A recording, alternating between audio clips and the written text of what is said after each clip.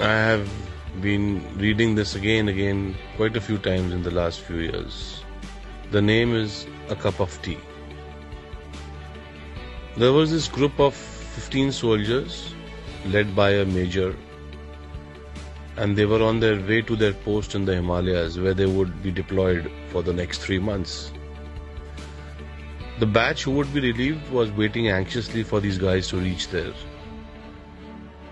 It was cold, very cold winter, intermittent snowfall. It made things really difficult for these people. And they all, 15 of them, had just, one wish, that if someone could offer them a cup of tea.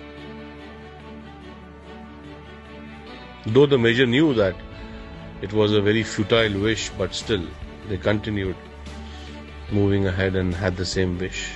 After an hour, before they came across a dilapidated structure which looked like a tea shop, but locked. That was their bad luck, said the major to these guys. It's our bad luck today. There are no tea, boys. And let's take some rest. We've been walking for 3-4 hours now.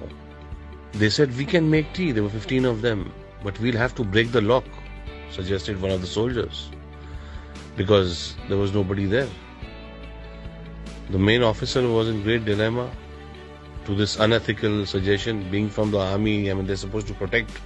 But the thought of a steaming cup of tea for all these guys, tired soldiers, winters, cold, made him to give the permission to these guys.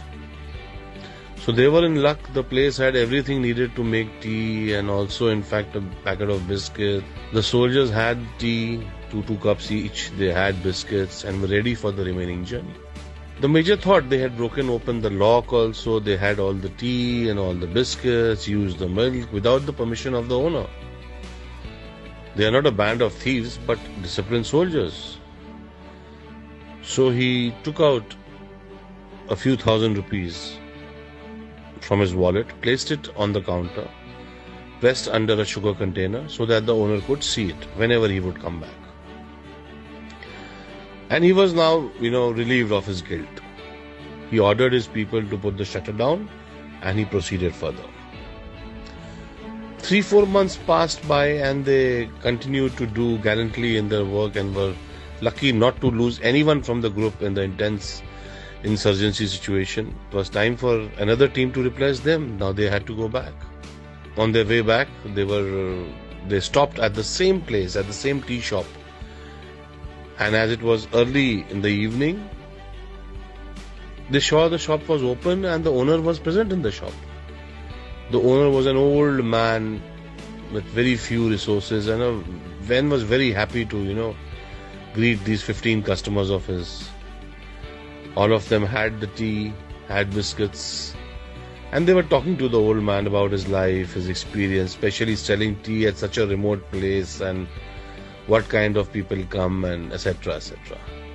And the old man also had many stories to tell them, his faith in God, and, oh Baba, if God is there, why should he keep you in such poverty then? Commented one of the soldiers. So the guy said, don't say like this, Sahab, don't say like this. God is actually there, and I got proof. So these guys were like, what proof do you have? So he said, 3 months ago, I was going through a very tough time because my only son had been severely beaten up by the terrorists over here who wanted some information from him, which he did not have. I had closed my shop to take my son to the hospital. Some medicines were to be purchased and I had no money. I had just 20 rupees. No one would give me money because of the fear of the terrorists. There was no hope, Sahab. There was no hope. And that day, Sahab, I prayed to God for help, and Sahab, you have to believe that God walked into my shop that day. When I returned to my shop, I found that my lock was broken. I felt I was finished. I was doomed. I lost whatever little I had, but then I saw that God had left a few thousand rupees under the sugar pot. I can't tell you, Sahab, what that money was worth that day. My son's life. God exists, Sahab. He does. The faith in his eyes were unflinching. 15 pairs of eyes met the eyes of the main officer. and read the order in his eyes clear. Just keep quiet. The officer got up and paid the bill. He hugged the old man and said, "Yes, Baba, I believe you. I know God exists. And yes, your tea was wonderful." The 15 pair of eyes did not miss to notice the moisture building up in the eyes of their officer, a rare sight. So now, why did I tell you all this story? Walking on the path of truth and compassion, you can be the messenger of God to anyone. Today, everybody needs to be a messenger of God. We have to have a lot of compassion. And if we follow the path of truth, we can be messengers. And if we can be messengers of God to anyone today, if we can help anyone in any way, we should.